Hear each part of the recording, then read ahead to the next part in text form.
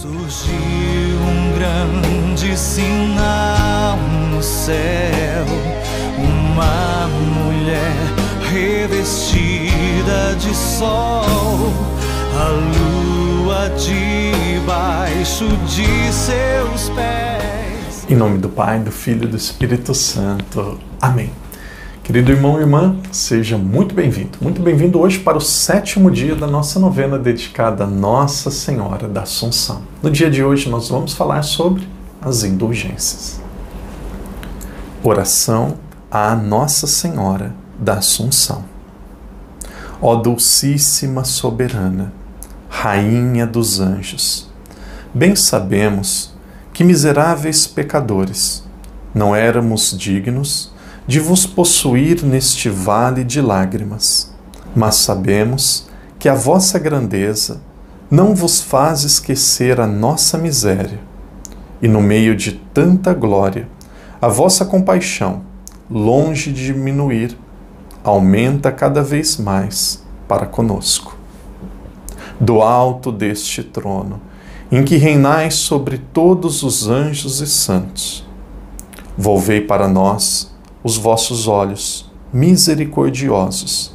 Vede a quantas tempestades e 1000 perigos estaremos, sem cessar, expostos até o fim de nossa vida. Pelos merecimentos de vossa bendita morte, obtendo-nos o aumento da fé, da confiança e da santa perseverança na amizade de Deus, para que possamos um dia ir beijar os vossos pés e unir as nossas vozes às dos Espíritos Celestes, para louvar e cantar as vossas glórias eternamente no céu. Assim seja. Em silêncio, apresente agora a Nossa Senhora da Assunção a sua intenção. Reze por alguém que você ama e já faleceu.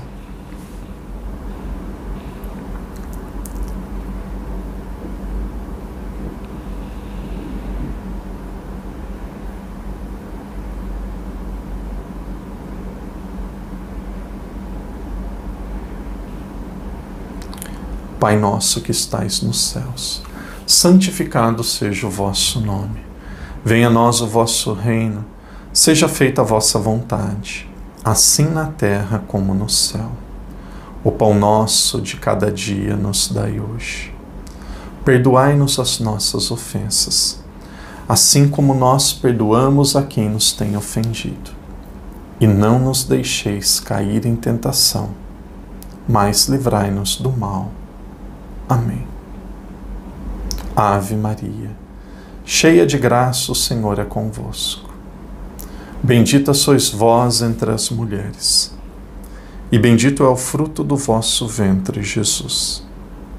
Santa Maria, Mãe de Deus, rogai por nós, pecadores, agora e na hora de nossa morte. Amém. Glória ao Pai, ao Filho e ao Espírito Santo, como era no princípio, agora e sempre. Amém. Nossa Senhora da Assunção, rogai por nós. Querido irmão, querida irmã, seja muito bem-vindo hoje para o 7º dia da nossa novena dedicada a Nossa Senhora da Assunção. Nós estamos refletindo sobre indulgência.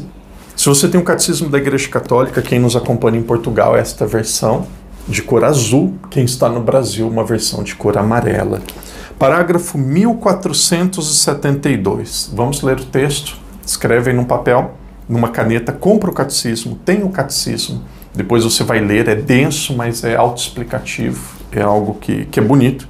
O texto diz assim, parágrafo 1472, veja. Para compreender esta doutrina e esta prática da Igreja, deve-se ter presente que o pecado tem uma dupla consequência. O pecado grave priva-nos da comunhão com Deus e, portanto, torna-nos incapazes da vida eterna, cuja privação se chama pena eterna do pecado. O padre vai explicar. Por outro lado, todo pecado, mesmo venial, traz consigo um apego desordenado às criaturas, o qual precisa ser purificado, quer nesta vida ou depois da morte, no estado que se chama purgatório. Esta purificação liberta do que se chama pena temporal do pecado. Essas duas penas não devem ser consideradas como uma espécie de vingança infligida por Deus no exterior, mas como algo decorrente da própria natureza do pecado.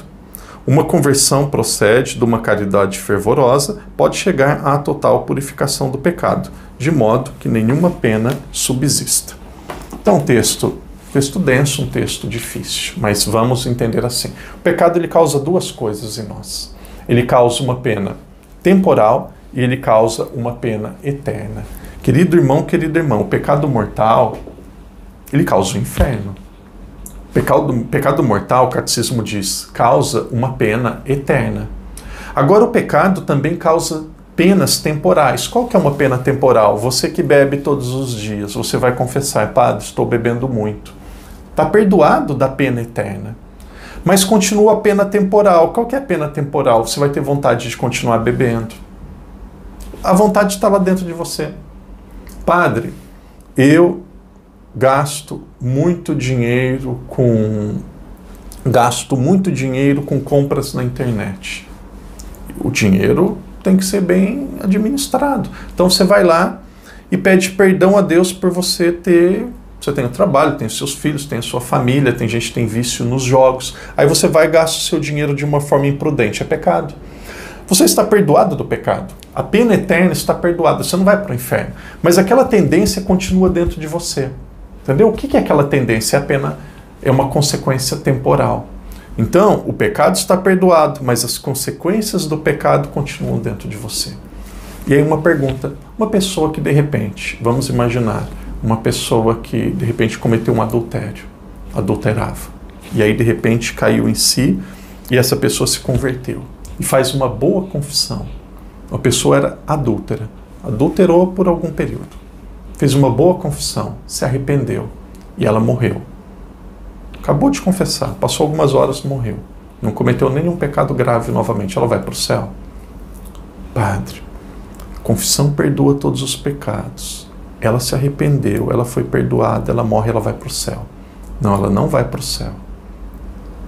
Padre, aqui deu um nó na minha cabeça. Tem alguma coisa que não está no lugar. Como que não vai para o céu, padre? Veja, a pena temporal, o pecado dela está perdoada. Mas ela continua com poeira. Ela continua no coração dela com a vontade de adulterar novamente. A corda ali tem um nó. É mais fácil de quebrar ali. Pode ser que ela não tenha problema com bebida. Pode ser que tenha. Mas ali, onde tiver uma oportunidade, está dentro dela aquele desejo. Está dentro dela aquela fragilidade. Essa fragilidade e esse desejo é uma pena temporal, é uma dor temporal, uma dor que nós vamos carregar na terra. Isso precisa, não é ser perdoado, isso precisa ser purificado, precisa ser limpo. É isso que é indulgência. A indulgência não perdoa pecado de ninguém. Quem perdoa o pecado é a confissão. Quem perdoa o pecado é a confissão. A confissão perdoa o pecado, a indulgência não perdoa o pecado. A confissão perdoa o pecado. O que a indulgência faz? O pecado deixou consequências. A indulgência vai purificar essas consequências. Entendeu? A pessoa já está salva. Ela não tem mais o pecado, ela já está salva. Mas ela tem a tendência de pecar novamente. Existe o catecismo usa essa palavra, existe uma desorganização. O pecado, o catecismo ele diz assim, o pecado ele traz na nossa vida um apego desordenado às coisas criadas. Um apego desordenado à sexualidade, a um vício. Então, o pecado ele traz um desapego, ele traz um apego desordenado. Todo pecado traz um apego desordenado. A culpa está perdoada, mas essa desordenação ela precisa ser reorganizada. Ela precisa ser reorganizada. Como que ela é reorganizada? Penitência, oração e pela indulgência. A indulgência por quê? Porque é o tesouro que a igreja tem pelos méritos dos santos, que ela distribui como ela quer. E ela, em algumas circunstâncias, ela decide distribuir e dar esta purificação, este desapego total para aquelas pessoas que cumprirem algumas exigências. Quais são essas exigências? Que esteja em estado de graça para oferecer indulgência para alguém. Quem está morto não pode mais oferecer indulgência. Quem está vivo, oferecer indulgência para alguém, precisa estar em estado de graça, rezar pelo Papa e fazer uma obra de caridade ou aquilo que aquela indulgência prescreve, por exemplo, uma visita ao cemitério quando é indulgência no mês de novembro. A doutrina principal da indulgência é essa. O pecado ele causa duas consequências, uma mortal, a confissão perdoou, e causa uma terrena, um apego desordenado. Isso daqui a indulgência vai purificar. A indulgência ela pode ser parcial, purifica apenas algumas coisas, parte, ou ela pode ser plenária. A pessoa está totalmente purificada. Quem ofereceu uma indulgência, ofereceu de forma perfeita, correta, por alguém que faleceu, essa pessoa está no céu.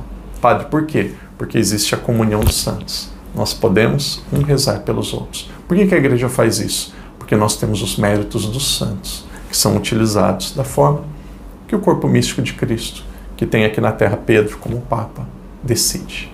Irmão e irmã, reze pelos falecidos, pesquise, procure saber mais. Que Deus te abençoe, que Deus te proteja, tenha certeza. A doutrina da igreja é belíssima, ela é linda, ela é fantástica. Em nome do Pai, do Filho e do Espírito Santo. Amém. Se um dia o anjo declarou que tu eras cheia de Deus, agora penso quem sou eu para não te dizer também cheia de graça, ó Mãe, cheia de graça, ó Mãe agraciada.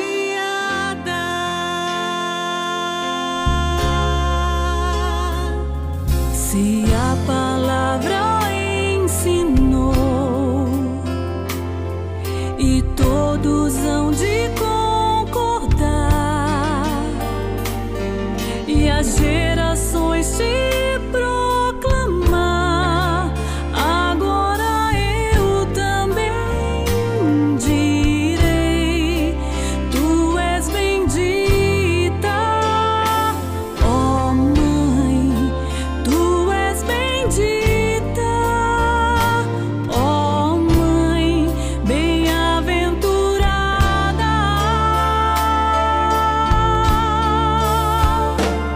Surgiu um grande sinal no céu, uma mulher revestida de sol, a lua debaixo de seus pés e na cabeça uma coroa.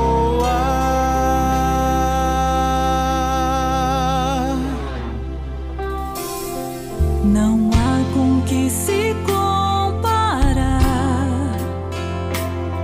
perfeito é quem te criou. Se o Cristo